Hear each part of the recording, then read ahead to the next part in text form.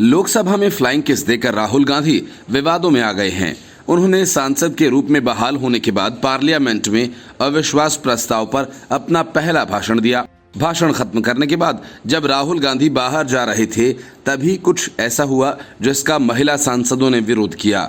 महिला सांसदों ने विरोध जताते हुए पत्र सौंपकर लोकसभा अध्यक्ष से इसकी शिकायत की। राहुल गांधी ने अविश्वास प्रस्ताव पर चर्चा के दौरान संसद में बीजेपी सांसदों को फ्लाइंग किस का इशारा किया और इस वाकये के बाद महिला सांसद खफा हो गईं और मामले को लेकर लोकसभा अध्यक्ष को शिकायती पत्र सौंपा। अब मामले में राहुल गांधी के खिलाफ एक्शन लेने का फैसला स्पीकर ओम बिड़ला को लेना है, क्योंकि घटना सदन के अंदर की है। लेकिन फ्लाइंग केस पर आईपीसी की धाराओं के तहत एफआईआर दर्ज की जा सकती है और इस मामले में सजा भी मिल सकती है। 2019 के एक मामले में एक शादीशुदा महिला को फ्लाइंग किस करना एक शख्स पर भारी पड़ गया। मामला मोहाली के फेस 11 का है।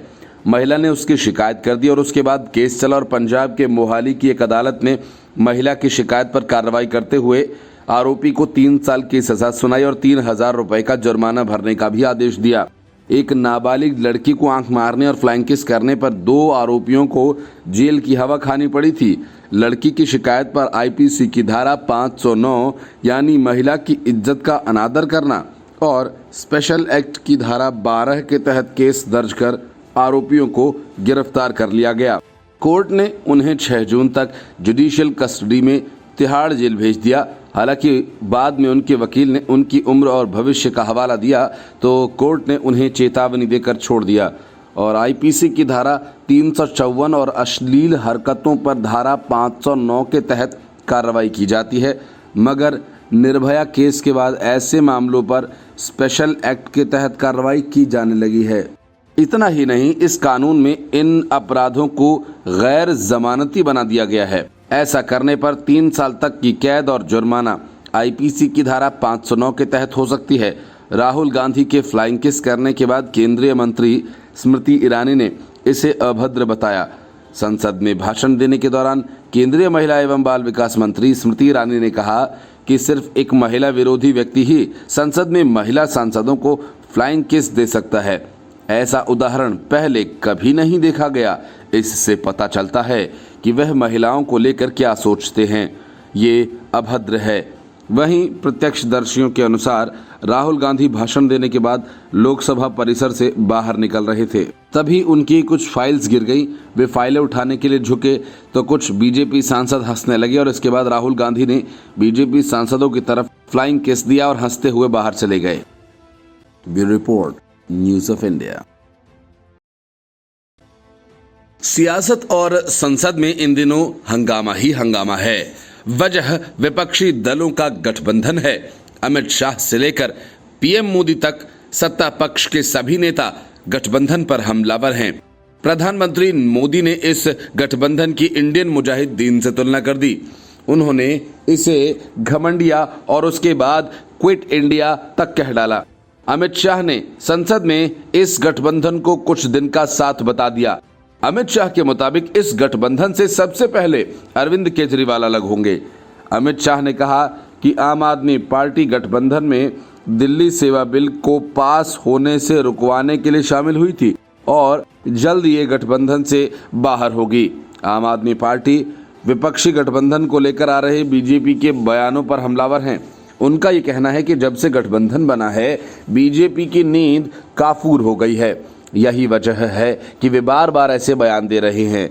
लेकिन अमित शाह की बातों में दम है, क्योंकि दिल्ली सेवा बिल के कुछ मुद्दे पर विपक्षी गठबंधन एक साथ नजर आया। लेकिन इसका असली सेमीफाइनल टेस्ट 3 राज्यों मध्य प्रदेश, छत्तीसगढ़ और राजस्थान के आगामी चुनावों में दिख जाएगा, क्योंकि अब सभी की निगाहें इस पर टिकी हैं।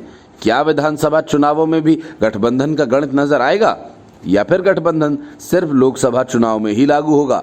हालांकि इस मसले पर आम आदमी पार्टी और कांग्रेस दोनों ही पार्टियां फिलहाल कुछ भी साफ कहने से बच रही हैं।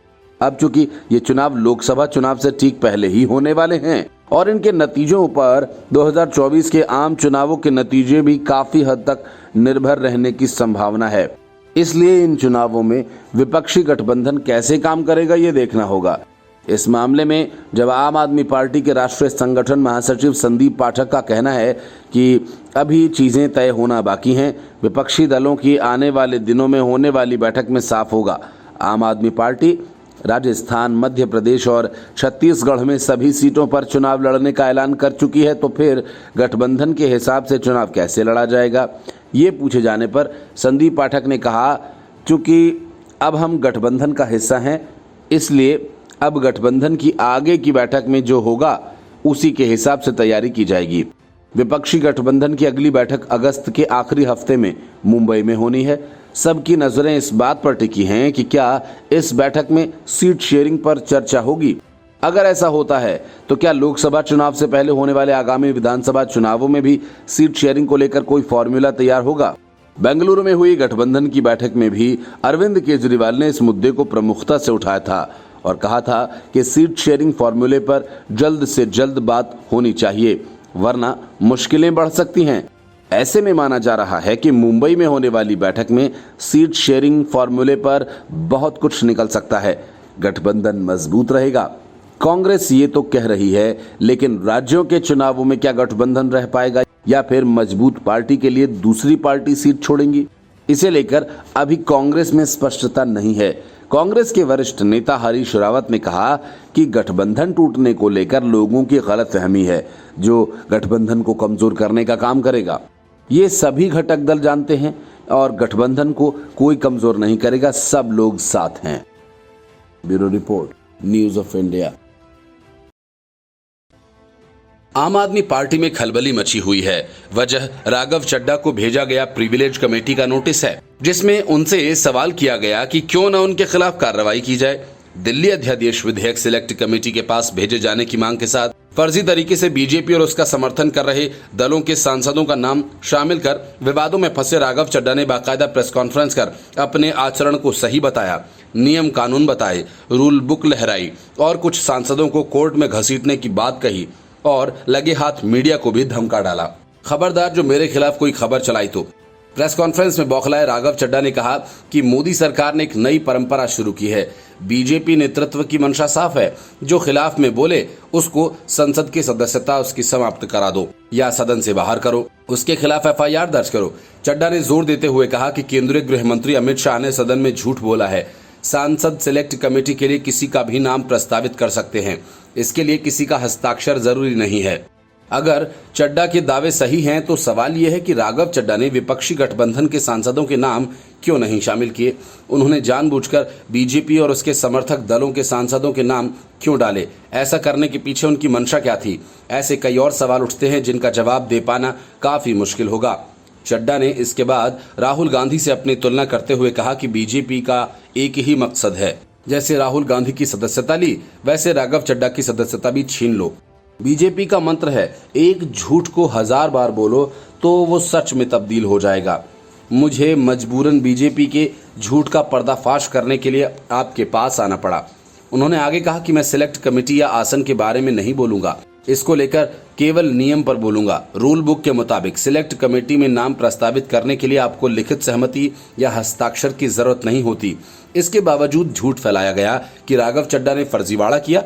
मैं बीजेपी को चुनौती देता हूं कि वो कागज लेकर आए जहां हस्ताक्षर हों। कहां हैं वो कागज। राघव चड्ढा ने मीडिया के सामने विक्टिम कार्ड भी खेला और कहा कि ये सब क्यों हुआ। खुद इसका जवाब देते हुए उन्होंने बताया कि ये सब इसलिए हुआ कि एक 34 साल के युवा ने हमसे सवाल कैसे पूछ लिया, ललकारा कैसे, हमने उनका डबल स्टैंडर्ड एक्सपोज किया। दूसरा नोटिस है, जैसे राहुल गांधी की सदस्यता छीनी, हमारे 2 सांसद सस्पेंड कर दिए, उसी तरह अघोषित आपातकाल लगाने की कोशिश हो रही है। मैं आपको बता दूं, मेरी आवाज दबेगी नहीं। मीडिया के एक छोटे से हिस्से ने मेरे खिलाफ गलत खबर चलाई, उस पर कानूनी कार्रवाई करूंगा। कुछ सांसदों ने भी संसद के बाहर मेरे बारे में गलत बयान दिए, उनके ऊपर भी मजबूरन विशेषाधिकार हनन के तहत कार्रवाई करूंगा। इस मामले को अदालत में भी उठाऊंगा। Bureau report, news of India. Congress और आम आदमी पार्टी के बीच जो मोहब्बत की दुकान खुली है वो लिमिटेड है, अनलिमिटेड नहीं। केजरीवाल के साथ कांग्रेस की दोस्ती सिर्फ राज्यों में राज्यपालों और उपराज्यपालों के मुद्दे पर समर्थन तक ही सीमित है। ये कोई चुनावी गठबंधन नहीं है। पंजाब कांग्रेस के नेता प्रताप सिंह बाजवा के इन दावों में कितनी हकीकत है, कितना फसाना, ये तो राहुल गांधी और मल्लिकार्जुन खड़गे ही बताएंगे। लेकिन प्रताप सिंह बाजवा ने साफ तौर पर कहा कि आगामी लोकसभा चुनावों में उनकी पार्टी राज्य की सभी 13 संसदीय सीटों पर अकेले चुनाव लड़ेगी और सत्ताधारी आम आदमी पार्टी से कोई समझौता नहीं होगा। बाजवा का यह बयान ऐसे समय में आया जब दोनों पार्टियां एकजुट होकर संसद में बीजेपी और उसके गठबंधन एनडीए से मुकाबला कर रही हैं। कांग्रेस ने इसी हफ्ते संसद में दिल्ली सर्विस बिल का विरोध कर आम आदमी पार्टी को सहयोग दिया था। हालांकि ये बिल संसद से पारित हो गया। पटियाला की एक सभा में जहां बाढ़ प्रभावित किसानों के लिए मुआवजे की मांग को लेकर विरोध प्रदर्शन किया जा रहा था, को संबोधित करते हुए बाजवा ने स्पष्ट किया कि भाजपा के खिलाफ राष्ट्रीय स्तर पर आम आदमी पार्टी के साथ कांग्रेस की भागीदारी विभिन्न राज्यों में राज्यपालों और उपराज्यपालों से संबंधित मुद्दों पर समर्थन तक ही सीमित थी। पंजाब कांग्रेस के पूर्व प्रमुख सुनील जाखड़, जो अब पंजाब भाजपा के अध्यक्ष हैं, को चुनौती देते हुए बाजवा ने कहा, स्पष्ट करने का आग्रह किया कि क्या उनके भतीजे और कांग्रेस विधायक संदीप जाखड़ कांग्रेस में ही रहेंगे या भाजपा में शामिल होंगे। कई राज्य इकाई, खासकर पंजाब और दिल्ली कांग्रेस इकाई के विरोध के बावजूद कांग्रेस ने दिल्ली सर्विस बिल के मुद्दे पर आपको समर्थन देने का फैसला राष्ट्रीय स्तर पर किया था ताकि विपक्षी एकता में दरार न आ सके। लेकिन बाजवा के बयान से साफ है कि विपक्षी गठबंधन में विभिन्न दलों के बीच जमीनी स्तर पर अभी भी अंदरूनी गांठ बरकरार है, जो 2024 के लोकसभा चुनावों में उनके लिए खतरनाक साबित हो सकता है। विपक्षी गठबंधन एक तरफ एक सीट एक उम्मीदवार की बात कर रहा है और देशव्यापी महागठबंधन की कोशिशों में जुटा है, लेकिन राज्यों में ये दल एक दूसरे के खिलाफ तलवार खींचे हुए हैं। ऐसे में अगर कांग्रेस राज्य के नेताओं की मर्जी के खिलाफ गठबंधन करती है तो जाहिर है कि उसे बड़ी बगावत का सामना करना पड़ सकता है। गठबंधन को न तो नेताओं का साथ मिलेगा और न ही कार्यकर्ताओं, और आखिरकार पार्टी की लुटिया पूरी तरह से डूब जाएगी। यही हाल बंगाल का है, जहां सीपीएम और कांग्रेस दोनों ममता बनर्जी के साथ लिमिटेड संबंध चाहते हैं और टीएमसी के साथ किसी चुनावी गठबंधन के पक्ष में नहीं है। सीपीएम ने तो ऐलान भी कर दिया कि वह पश्चिम बंगाल में ममता बनर्जी की तृणमूल कांग्रेस से कोई समझौता नहीं करेगी। Bureau report, news of India. विशेषाधिकार समिति का नोटिस मिलने के बाद से राघव चड्ढा के पैरों तले से जमीन खिसक गई, तो वे इसके लिए बीजेपी और केंद्र सरकार पर आरोप लगाने लगे और अपनी तुलना राहुल गांधी से करने लगे, इधर उधर की बातें करने लगे। इन सब के बाद केंद्र सरकार के मंत्री रामदास अठावले ने राघव चड्ढा को अपने रडार पर लिया। 4 सांसदों ने राघव चड्ढा पर नियमों का उल्लंघन कर उनकी सहमति के बिना चयन समिति के गठन के लिए उनका नाम प्रस्तावित करने का आरोप लगाया, जबकि रूल बुक में साफ तौर पर लिखा है कि बिना किसी की सहमति के उनका नाम तो प्रस्तावित नहीं किया जा सकता। लेकिन राघव चड्ढा का तर्क ये है कि हमें तो इस बात का अधिकार है कि हम किसी का भी नाम ले सकते हैं।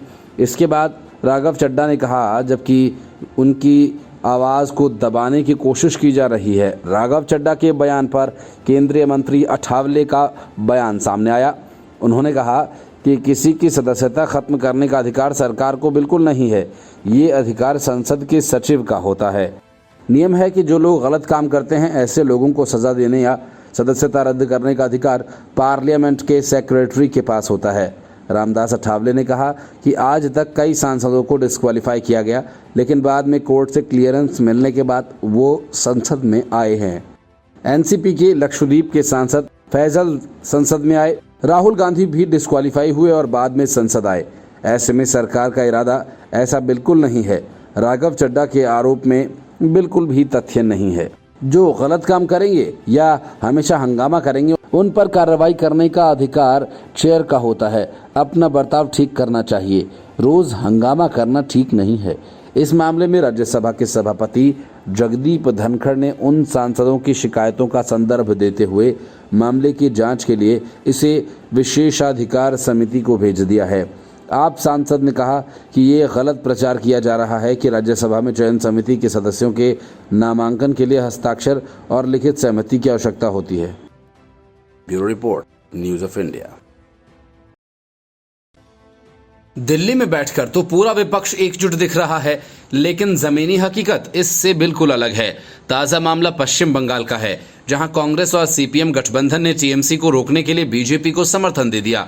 इसके बाद ममता बनर्जी भड़क गईं। ममता बनर्जी ने कहा कि कांग्रेस और सीपीएम यहां बीजेपी को ऑक्सीजन दे रहे हैं। असल में पंचायत चुनावों के बाद पंचायत बोर्डों के गठन में टीएमसी को रोकने के लिए कांग्रेस और सीपीएम ने बीजेपी से समझौता कर लिया। भाजपा, सीपीएम और कांग्रेस के विजेताओं ने पश्चिम बंगाल में अपने वैचारिक मतभेदों को भुलाकर कम से कम 3 ग्राम पंचायतों में बोर्ड बनाने के लिए हाथ मिलाया है ताकि तृणमूल कांग्रेस को दूर रखा जा सके। भाजपा और सीपीएम ने पूर्वी मिदनापुर जिले के महिषादल में संयुक्त रूप से ग्राम पंचायत बोर्ड का गठन किया। बीजेपी और टीएमसी को 18 में से 8 सीटें मिली थीं, लेकिन सीपीएम की मदद से भाजपा की शुभ्रा पांडा और सीपीएम के परेश पाणिग्रही क्रमशः प्रधान और उप प्रधान चुने गए।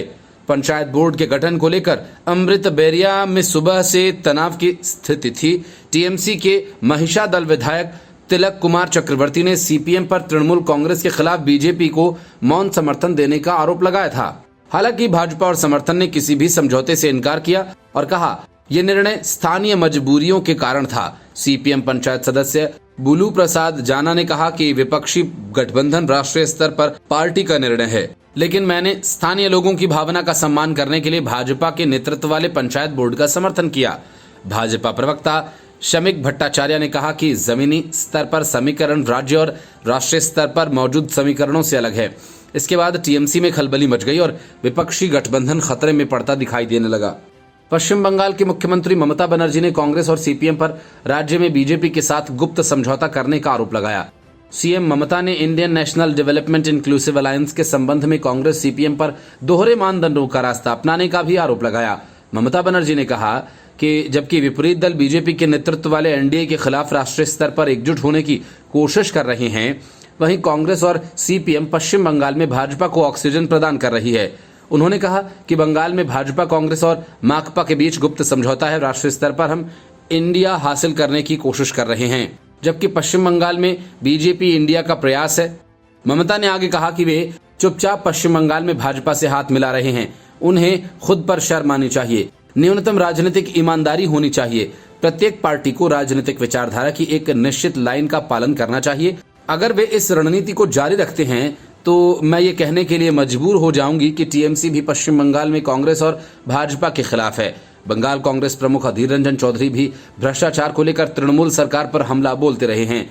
मुख्यमंत्री ने समान नागरिक संहिता को लेकर भी भाजपा पर हमला बोलते हुए कहा कि यूसीसी देश में संवैधानिक प्रावधानों और संघीय लोकतंत्र की व्यवस्था के खिलाफ है। देश में रहने वाले विभिन्न समुदायों के बीच विविध रीति रिवाज हैं, सभी को एक ही दायरे में नहीं लाया जा सकता। Bureau report, news of India. Nitish Kumar और तेजस्वी यादव जातिगत जनगणना के लिए कब से लालायित थे ताकि इसके सहारे मंडल कमीशन की राजनीति को फिर से धार दी जा सके। अब पटना हाईकोर्ट के फैसले के बाद नीतीश कुमार के मन की मुराद पूरी होती दिखाई देने लगी, लेकिन इसके बीच उनकी सरकार के मंत्री चंद्रशेखर ने नीतीश कुमार की खुशियों पर ग्रहण लगा दिया और उन्होंने कहा कि जातीय विभाजन देश को आगे नहीं ले जा सकता। देश और समाज के हित के लिए जाति की सियासत से बचने की आवश्यकता है।